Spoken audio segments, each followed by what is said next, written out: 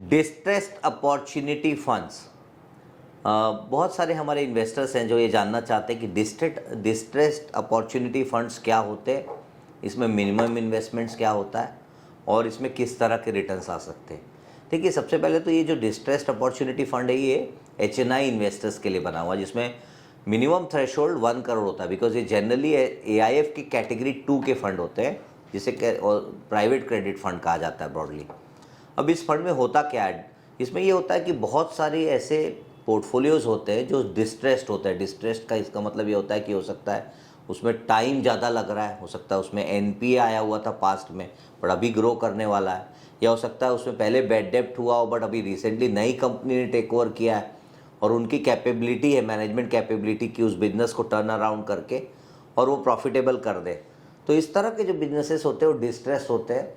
और डिस्ट्रेस का मतलब ये होता है कि या तो उन बिजनेसेस की कैपेबिलिटी नहीं है डेट सर्व करने की, या डेट सर्व करने की कैपेबिलिटी है बट कैपिटल वापस करने की कैपेबिलिटी नहीं है, या दोनों की कैपेबिलिटी है बट हो सकता है 6 महीने साल भर का डिले हो सकता है, या ये हो सकता है कि कुछ मैनेजमेंट में कमी रह गई हो।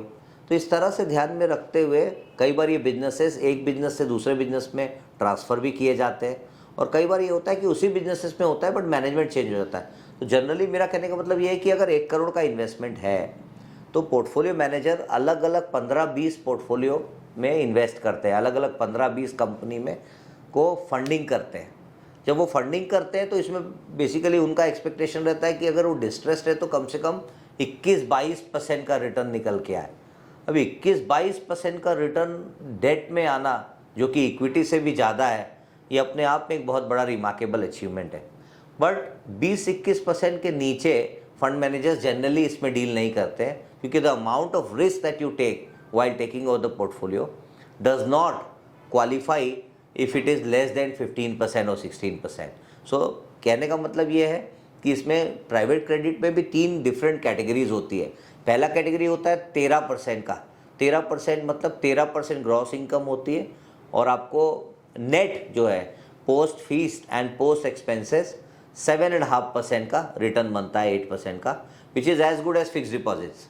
सो नॉट बैड एट ऑल, बहुत अच्छा रिटर्न है अगर आप हैप्पी, बिकॉज उसमें क्या होता है AAA रेटेड बिजनेसेस को फंड लैंड किया जाता है फंड्स के थ्रू, AIF के थ्रू।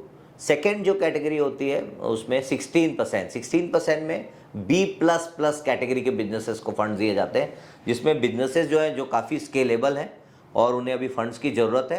किसी XYZ रीज़न की वजह से बैंक्स से उन्हें लोन की सुविधा प्राप्त नहीं होती है, तो वो AIF के डोर नॉक करते हैं और वहाँ से फंडिंग लेके अपने बिजनेस को स्केल करते हैं। तीसरी इसमें कैटेगरी होती है डिस्ट्रेस्ड अपॉर्चुनिटी। डिस्ट्रेस्ड का मैंने आपको अभी मीनिंग समझाया कि उसमें ये पॉसिबिलिटी होती है कि थोड़े से रिटर्न्स डिले हो जाए लेकिन रिटर्न्स ज़्यादा आए। ये इसके लिए एक अलग अंडरस्टैंडिंग की ज़रूरत होती है।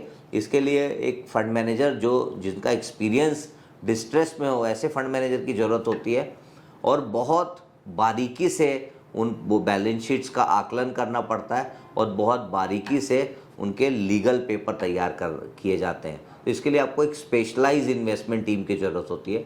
इंडिया में ऐसे बहुत कम मैनेजर्स हैं जो ये डिस्ट्रेस्ड अपॉर्चुनिटी में काम कर पाते हैं। उसमें 1 या 2 ही मैनेजर इंडिया में अवेलेबल है और अभी तक ये देखने को मिला है कि काफ़ी सक्सेसफुली उन्होंने काम किया है। अभी तक के तो पिछले 10 साल में कोई भी डिस्ट्रेस्ड AIF में कोई डिफ़ॉल्ट अभी तक हुआ नहीं है। बट येस, अगर आप इन्वेस्ट कर रहे हैं तो आपको ये बहुत अच्छे से इसे बारीकी से चेक करना चाहिए, एक उसके टर्म्स एंड कंडीशंस चेक करने चाहिए और फिर आपने ये रिस्क लेना चाहिए। जस्ट बिकॉज अगर आपके पास में कोई वेल्थ मैनेजर आए और कह रहे हैं कि 20% 21% मिलेगा और आप इन्वेस्ट कर दिए, तो आप ब्लाइंडली उसे ट्रस्ट ना करें। आप फंड मैनेजर से भी बात करें, अच्छे से एग्जामिन करें, उसका PPM को रीड करें, उसकी जो अंडरलाइंग सिक्योरिटीज़ है जहाँ पे वो लैंड किए हुए हैं या करने वाले, उसकी अच्छे से जानकारी लें और उसके बाद में इन्वेस्ट करें। अदरवाइज़ ये आपके लिए अपॉर्चुनिटी क्राइसिस में भी बदल सकता है। इसके साथ में मैं ये आपसे विदा लेता हूँ। धन्यवाद। Thank you for watching this video.